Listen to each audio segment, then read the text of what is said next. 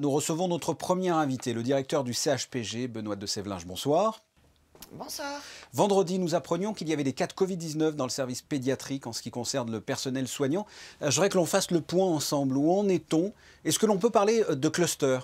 Oui, tout à fait. Un cluster, c'est défini par 3 cas positifs au même endroit, simultanément.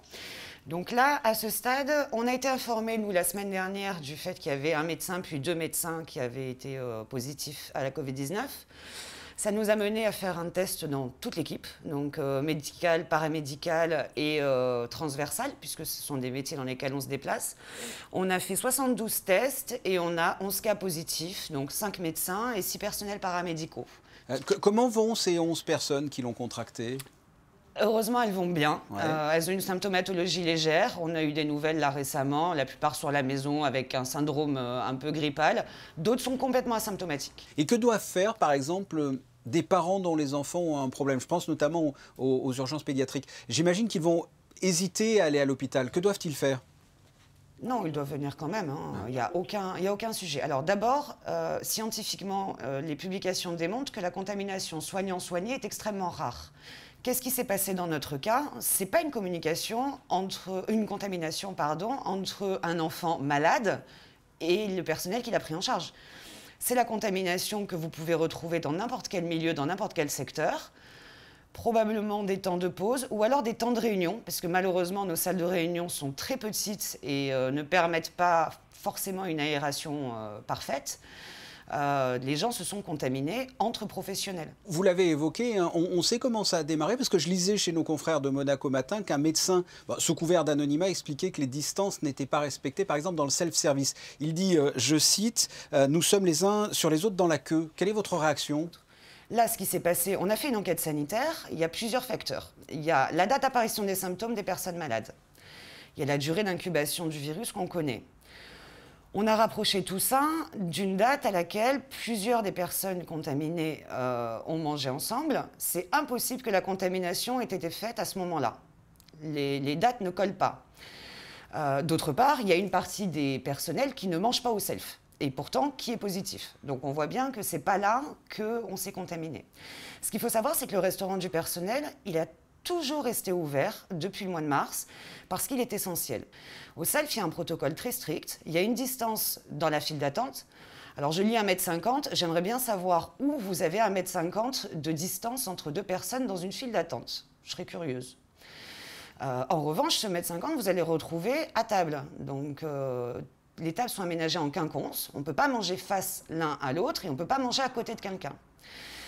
Au-delà de ça, on a créé un point de vente à emporter. On a créé 2 espaces de restauration qui sont dédiés. Un en intérieur, l'autre en extérieur. Puisque quand il fait beau, c'est très agréable d'aller déjeuner dehors aussi. Et on a créé une offre supplémentaire au self à emporter avec une file d'attente qui est dédiée. Donc au self, on a 750 personnes par jour qui mangent. Donc c'est bien sûr étalé sur 2 repas et sur plusieurs heures dans la journée. Vous imaginez bien que si ça avait été une source de contamination, ça fait longtemps qu'on aurait beaucoup de cas positifs et qu'on aurait fait les rapprochements. Et ça ne se limiterait pas au service de pédiatrie. Et après enquête, du coup, est-ce que l'on sait comment c'est parti? Est-ce que vous le savez? En fait, c'est une personne qui est symptomatique, qui va faire une PCR qui est négative. Suite à ça, probablement a-t-elle relâché un petit peu les gestes barrières. Très probablement. En tout cas, c'est ce qui nous est rapporté. Et de là, elle va contaminer le reste des personnes. Pourquoi est-ce que ça doit nous servir de leçon? La première chose, c'est que quand on a des symptômes, même si la PCR est négative, il faut la refaire. D'accord. Ça, c'est vraiment quelque chose d'important. La deuxième chose, c'est qu'avoir une PCR négative, ça ne veut pas dire qu'on ne va pas contaminer sa famille dans les 2 jours qui suivent. Et je tiens vraiment à passer ce message à l'approche des fêtes de Noël, parce que je sais, notamment par les pharmaciens, qu'ils sont submergés de demandes de rendez-vous pour faire des tests antigéniques. C'est une information importante de savoir que l'on n'a pas le coronavirus 2 jours avant les fêtes de Noël. Ce n'est pas une garantie de ne pas l'avoir 2 jours après. En tout cas, de ne pas le porter.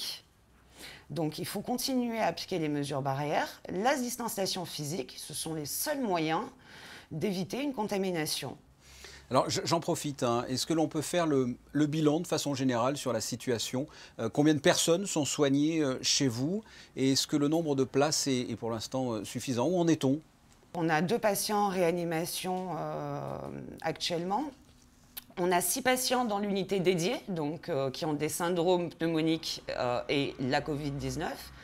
Et puis on a 2 personnes qui sont soignées pour toute autre chose et qui sont porteurs du virus. Benoît de Sévelinges, merci d'avoir répondu à mes questions. Merci à vous et je vous souhaite de très bonnes fêtes de fin d'année. À vous aussi, à vous aussi. Dans la plus grande prudence. Oui, absolument, il faut le préciser.